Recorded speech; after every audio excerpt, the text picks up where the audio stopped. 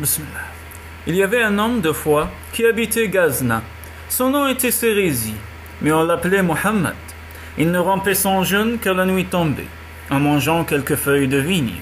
Ce mode de vie durait pour lui depuis 7 ans, sans que quiconque fût au courant. Cet homme éveillé connaissait bien des choses étranges, mais son but était de voir le visage de Dieu. Quand il se sentit satisfait de son âme et de son corps, il monta au sommet de la montagne et s'adressa à Dieu. « Oh mon Dieu, montre-moi la beauté de ton visage, ou je me jetterai dans le vide. » Dieu répondit. « Le moment n'est pas encore venu, et si tu tombes de la montagne, ta force ne te suffira pas pour mourir. » Alors, plein de mélancolie, l'homme se jeta dans le vide, mais il tomba dans un lac très profond, et ainsi en réchappa.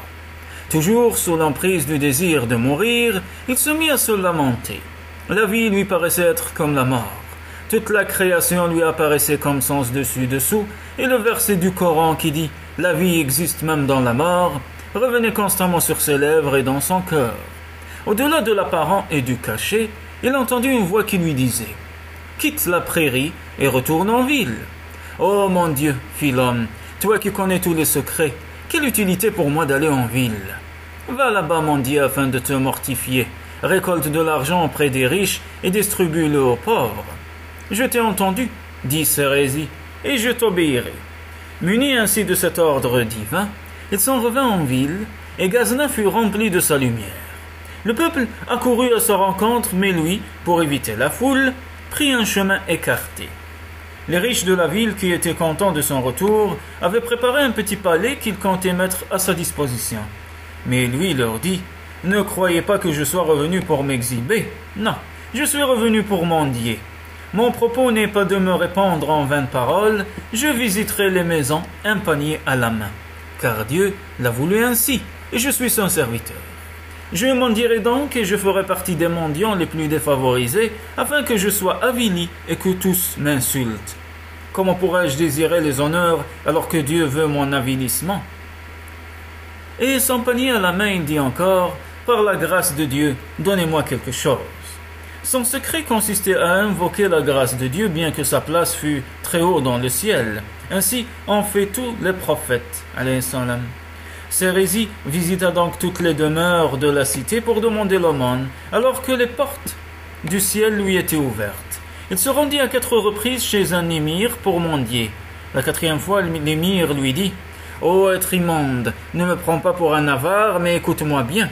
Quelle impudence que la tienne! Pas moins de 4 visites à mon domicile? Existe-t-il un pire mendiant que toi?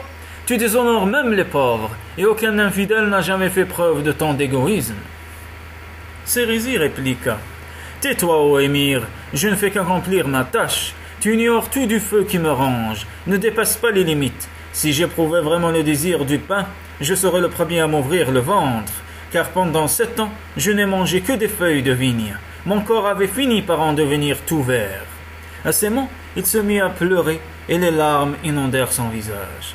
Sa foi toucha le cœur de l'émir, car la fidélité des amoureux toucherait même une pierre.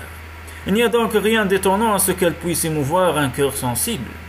Les 2 hommes se mirent à pleurer de concert et l'émir dit « Ô cheikh, viens, prends mon trésor. Je sais que tu mérites 100 fois mieux. Ma maison est à toi. Prends ce que tu veux. » Mais Sérézi répondit « Ce n'est pas ce qui m'a été demandé. Je ne peux rien prendre de mes propres mains ni pénétrer dans les demeures de mon propre chef. » Et il s'enfuit. L'offre de l'émir était sincère, mais peu lui importait, car Dieu lui avait dit « Tu mendieras comme un pauvre. » Il continua de mendier ainsi pendant 2 ans. Puis Dieu lui dit « Dorénavant tu donneras. Ne demande plus rien à personne, car ce que tu donneras proviendra de l'univers caché. Si un pauvre te demande la charité, mets ta main sous ta natte de paille et dispense les trésors du miséricordieux. Dans ta main, la terre se changera en or. Quoi qu'on te demande, donne-le, car notre faveur pour toi est grande et elle est inépuisable. Secours les endettés et fertilise la terre comme la pluie. » Durant 1 an, Sérézi fit ainsi. Il distribua au monde l'or des faveurs divines. La terre se changea en or dans ses mains, et les plus riches étaient pauvres comparés à lui. Avant qu'un pauvre lui demande ce dont il avait besoin, il le devinait et y pourvoyait. On lui demanda « D'où te vient cette préscience ?» Il répondit, « Mon cœur est vide, il n'éprouve plus de besoin. Je n'ai d'autre souci que l'amour de Dieu. J'ai balayé toutes choses de mon cœur, qu'elles soient bonnes ou mauvaises. Mon cœur est désormais rempli de l'amour de Dieu. » Quand tu vois un reflet dans l'eau, ce reflet représente une chose qui se trouve hors de l'eau.